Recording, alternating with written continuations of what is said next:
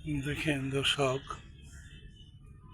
চেম্বারের মধ্যে কি পরিমাণে উস্তা গাছ হয়েছে এবং উস্তা গাছগুলি আমি কোনো রোপণ করি নাই, এমনিতেই দেখেন এখানে কত উস্তা হয়েছে। এই যে এই যে এই যে দেখেন এরকম উস্তা। ওরে বাবা রে বাবা, ভিতরে কত কত উস্তা, কত পরিমাণে যে উস্তা হয়েছে। এই গাছটা এমনি হয়েছে।